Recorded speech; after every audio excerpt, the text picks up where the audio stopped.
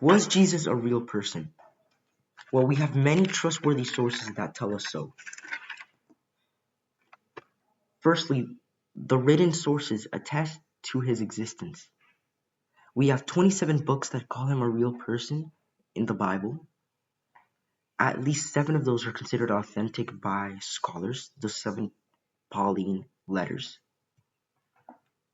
which was written by Paul, someone who knew the disciples.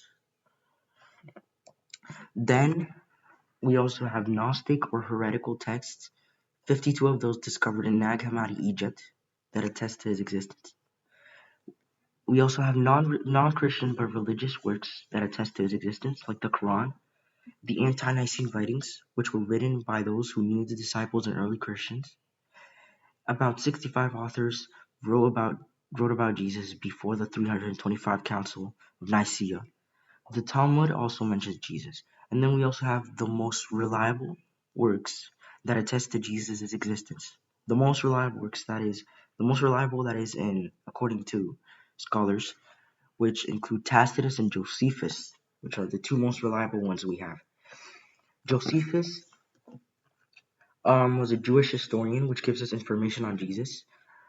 People argue that what he wrote about Jesus was a later addition, but they failed to do their research and understand that not all of it was a later addition, only the parts that mention his resurrection and Jesus as a divine figure.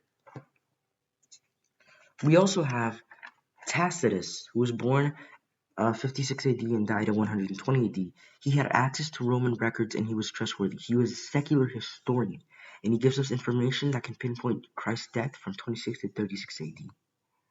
And Tacitus' words could not have been forced by Christian scribes, because Christian scribes,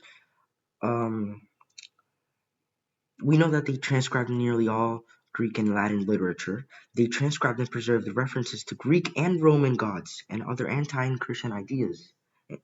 So there is no good evidence for what Tacitus said about Jesus to be an addition to the text by religious scribes. Tacitus said that Christianity was a superstition that encourages hatred of all mankind. A Christian interpolator wouldn't have included that. We also have no evidence that he relied on early Christian myths. And either way, why would he rely on early Christian myths as a historian who had access to Roman records? So we have a lot of evidence that Jesus was indeed a real person.